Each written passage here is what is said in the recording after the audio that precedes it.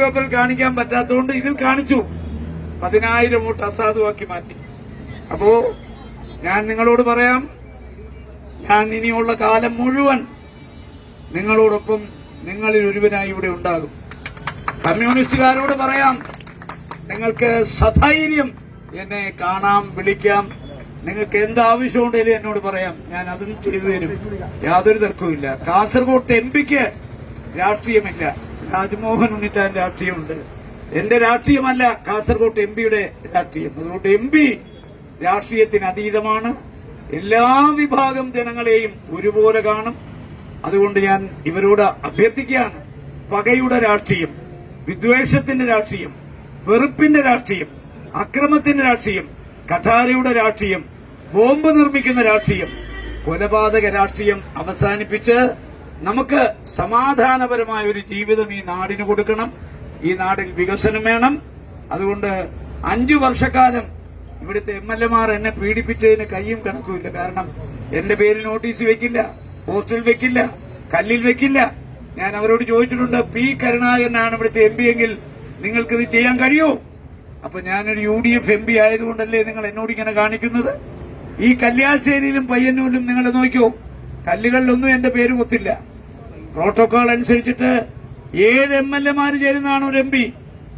ഒരു MLA എന്ന് പറയുന്ന ഒരു MLA മാത്രമാണ്. ഞാൻ 7 MLA-മാരുടെ നേതാവാണ്, പാർലമെന്റ് അംഗം. ആ 7 MLA-യുടെ നേതാവായ ഞാന് MLA അധ്യക്ഷനായ യോഗത്തിൽ മന്ത്രിയാണ് ഉദ്ഘാടകൻ. മന്ത്രി ഇല്ല എങ്കിൽ, മന്ത്രി വരുന്നില്ലെങ്കിൽ പിന്നെ MP ആണ് ഉദ്ഘാടനം. അധ്യക്ഷനും MLA, ഉദ്ഘാടകനും MLA. മന്ത്രി വന്നില്ലെങ്കിൽ എന്തൊരു ന്യായം ഇത്? ആലോചിച്ചൊക്കെ. കല്ലുകളിലൊന്നും എന്റെ പേര് വെക്കില്ല, ബാനറിൽ എന്റെ പേര് പടം വെക്കില്ല, എന്റെ ഒരു പോസ്റ്റർ ഇറക്കിയാൽ അതിന് വെക്കില്ല, ഫ്ലെക്സിൽ വെക്കില്ല. എന്തോരം അപമാനം ഈ 5 കൊല്ലം ഇവര് എന്നോട് ചോദിച്ചു. എന്നിട്ടും ഞാൻ പിടിച്ചു നിന്നിട്ട് നിങ്ങൾ ആലോചിക്കണം. പക്ഷേ ജനങ്ങൾ എന്നോടൊപ്പമാണെന്ന് തെളിഞ്ഞു.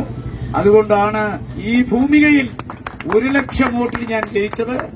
ആ 1 ലക്ഷം വോട്ടിന്റെ ഭൂരിപക്ഷം നേടിത്തരാൻ എനിക്ക് വേണ്ടി അഹോരാത്രം കഷ്ടപ്പെട്ട ആളുകളെ ഞാൻ അഭിനന്ദിക്കുന്നു. മാത്രമല്ല, ഇത്തവണ ബൂത്തുകളിൽ ഇരിക്കാൻ പെൺപുലികൾ വന്നു. അതാണ് നിങ്ങൾ മനസ്സിലാക്കുന്ന പെണ്ണുങ്ങൾ. അവരാണ് മാധവങ്കലത്തിരുന്നത്. അവരെ ഇറക്കിവിടെ അവസാനം മാർക്സിസ്റ്റുകാർ കെഞ്ചി ഒരു 10 കള്ളവോട്ട് ചെയ്യാമെന്ന് അനുവദിക്കുമെന്ന് ചോദിച്ചു. അവരറിഞ്ഞു പറ്റില്ല. 2 കൈയില്ലാത്ത വൈശാഖ്, ആ വൈശാഖാണ് ഏറ്റുകൊടുക്കുക. ആ വൈശാഖാണ് ഒരു ബൂത്തിൽ ഞാൻ അവിടെ ചെല്ലുമ്പോ വെളുപ്പാങ്കാലത്ത് അവനെ കാറി തട്ടിക്കൊണ്ടുപോകാൻ ശ്രമിച്ചു. അത്ഭുതകരമായി രക്ഷപ്പെട്ടു. അവൻ ബൂത്തിൽ കയറി. 2 കൈയില്ലാത്ത ഒരാളെങ്ങനെ ആ ബൂത്തിൽ ഇരിക്കുന്നത്. ഞാൻ ചെല്ലുമ്പോ തള്ളവരലും അടുത്ത വരലും കൂടെ കാലിൽ പേന വെച്ചിട്ടാണ് ടിക്ക് ചെയ്യുന്നത്. എനിക്ക് അത്ഭുതം തോന്നി. വൈകുന്നേരം വരുന്ന അവനെ കൊന്നുകളയെന്ന് പറഞ്ഞു. ഞാൻ സബ് കളക്ടറെ വിളിച്ചു, CA വിളിച്ചു. അവന്റെ ശരീരത്തൊരു എറുമ്പ് കടിച്ചാൽ രാജ്മോഹൻ ഉണ്ണിത്താൻ ആരാന്ന് ഞാൻ കാണിച്ചു തരാന്ന് പറഞ്ഞു. വൈകിട്ട് 5 മണിക്ക് CA സബ് കളക്ടർ അവിടെ വന്നു. CA വിളിച്ചു അവന്റെ വീട്ടിൽ കൊണ്ടാക്കിയിട്ടാണ് പോയത്.